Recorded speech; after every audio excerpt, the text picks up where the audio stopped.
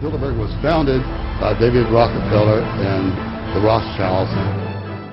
I met Rockefeller through a female attorney I knew. I made a video called Mad as Hell, and he'd seen the video and wanted to meet me and knew I was running for governor of Nevada. And I met him and I liked him, and we used to talk and share ideas and thoughts. And he's the one who told me 11 months before 9/11 ever happened that there was going to be an event. Never told him what the event was going to be, but there was going to be an event, and out of that event, we were going to invade Afghanistan to run pipelines from the Caspian Sea. We were going to invade Iraq, to take over the oil fields, establish a base in the Middle East, and make it all part of the New World Order. Now, everybody else thought that grew out of 9/11. No. But this book says it was day one of this administration. Day one, these things were laid and sealed. As Treasury Secretary, O'Neill was a permanent member of the National Security Council. He says in the book he was surprised at the meeting that questions such as why Saddam and why now were never asked.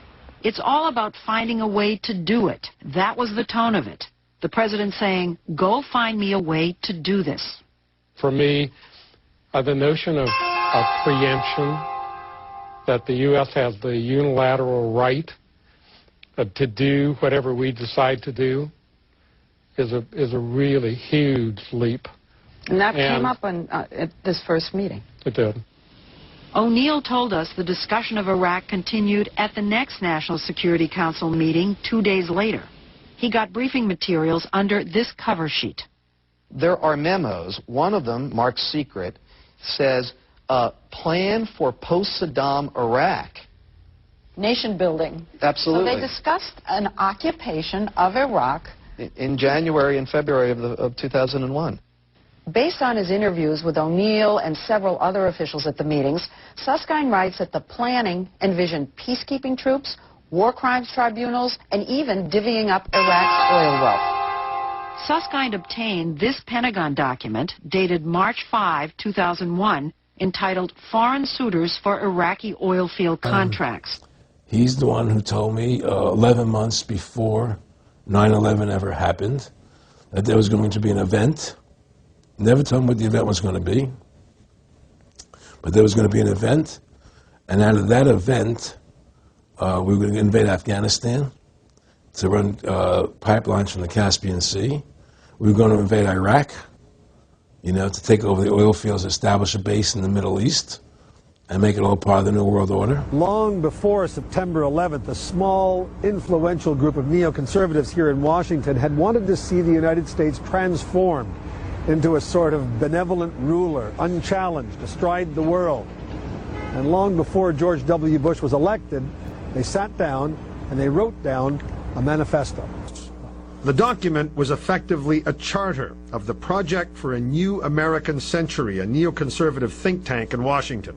The founding members included Donald Rumsfeld, Dick Cheney, Paul Wolfowitz of the Defense Department, Richard Pearl, head of the Defense Advisory Board,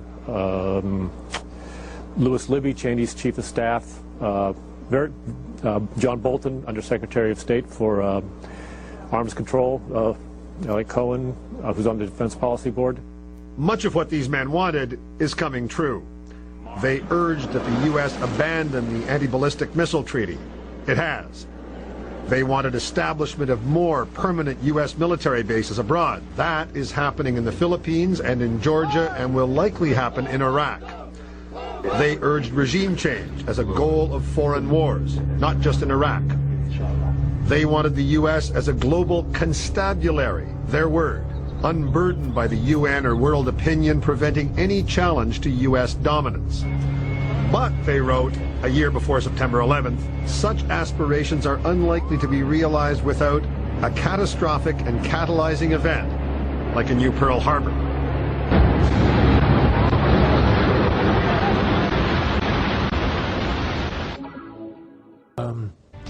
He's the one who told me 11 months before 9/11 ever happened that there was going to be an event. Never told him what the event was going to be, but there was going to be an event, and out of that event, We were going to invade Afghanistan to run pipelines from the Caspian Sea. We were going to invade Iraq, to take over the oil fields, establish a base in the Middle East, and make it all part of the New World Order. And we'd go after Chavez in Venezuela. And sure enough, later, 9/11 happened. And I remember he was telling me how how you're going to see soldiers looking in caves for people in Afghanistan and Pakistan and all these places. And there's going to be this war on terror, of which there's no real enemy. And the whole thing is a giant hoax, but it's a way for the government to take over the American people. He told you it was going to be a hoax. Oh, yeah. Oh, yeah. There's no question. He says, there's going to be war on terror. And he's just laughing. There's no... Who are we fighting? I mean, why do you think 9/11 happened and then nothing's happened since then? Do you think that our security is so great here that these people who pulled off 9/11, who were able to, can't knock down another plane? Come on, it's ridiculous.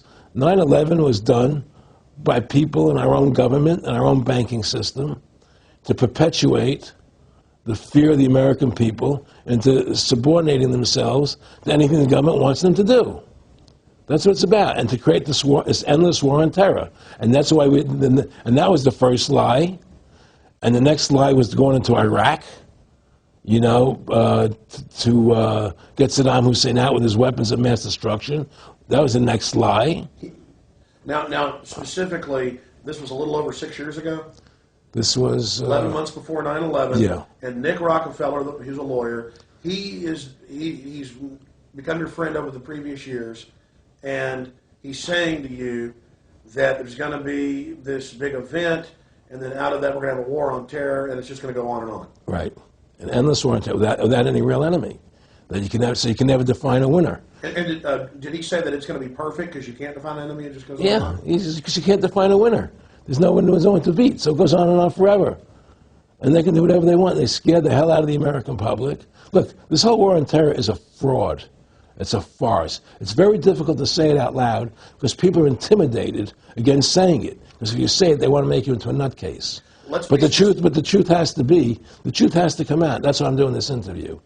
The fact of the matter happens to be that the whole war on terror is a fraud. It's a farce. Yeah, there's a war going on in Iraq because we invaded Iraq. And people over there fighting, But the war on terror, it's a joke, And until we discover what really happened on 9/11 and who was responsible for 9/11, because that's where the war on terror emanates from. That's where it comes from. It was 9/11 that allowed this war on terror to begin. And until we get to the bottom root of 9/11, the truth of 9/11, we'll never know about the war on terror. Aaron, you said that he was, and I think it's important, and I know this about the Rockefellers from Dr. Dennis Cuddy and many others, who literally, you'll be 20 years old in a lunch line at college, and no, it was David Rockefeller.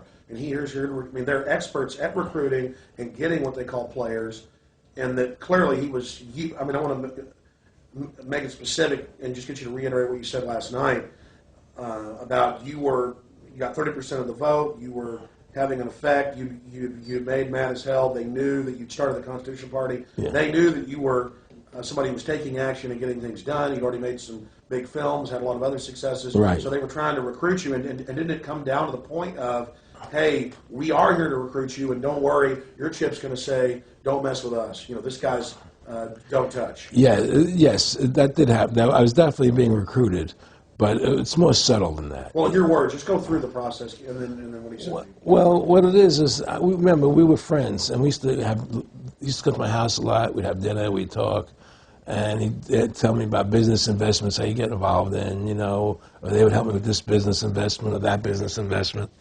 And was I interested in joining the Council on Foreign Relations? I would have to get a letter to join them, but was I interested in that? And, just stuff, leading you on. And I used to say to him that I never really did that because that wasn't where I was coming from.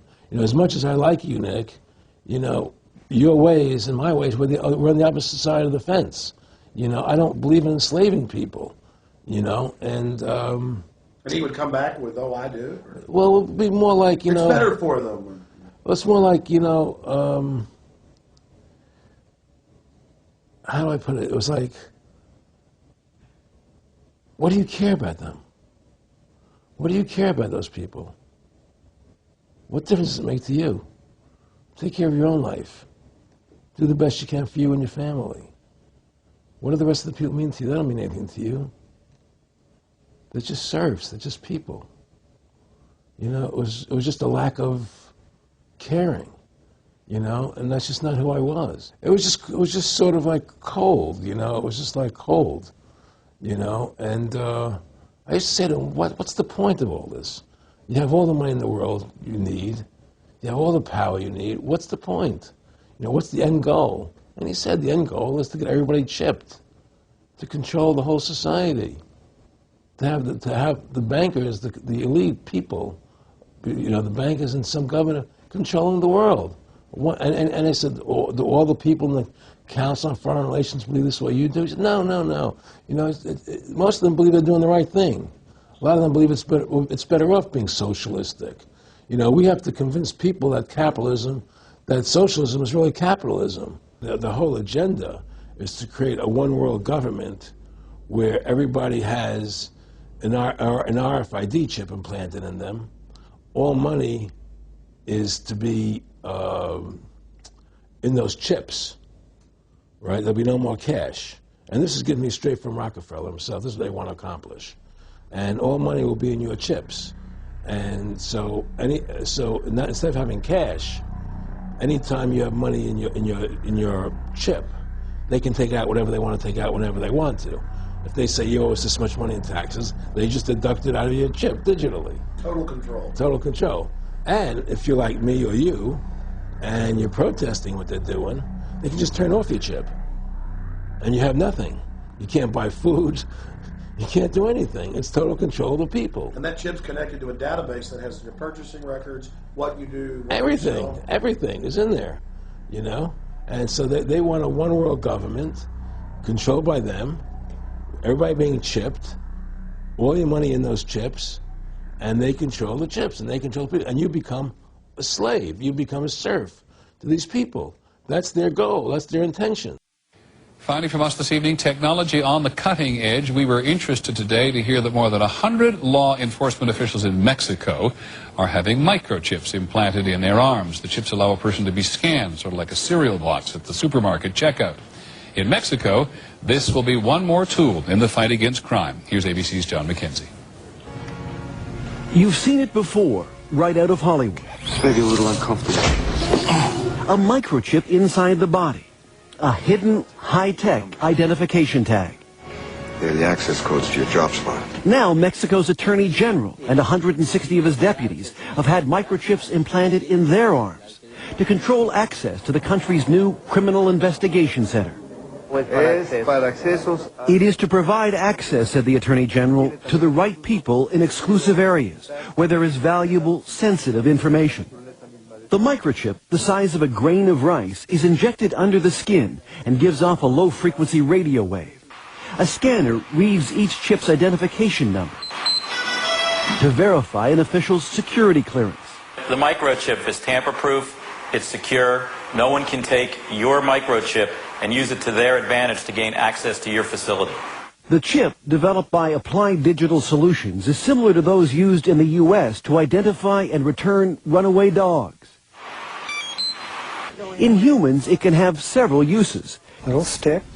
The chips can also be programmed to carry medical information. The one in this patient details his blood type, allergies, and the fact he has Alzheimer's disease.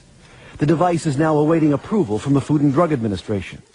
Some researchers are developing microchips for use in the home, so that wearing one can turn on lights and open doors.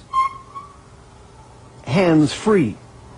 The next step, say researchers, is developing an implantable chip with a global positioning system to track people miles away, whether kidnapped or lost, just as cars can now be traced. A kind of LoJack for the body. John McKenzie, ABC News, New York.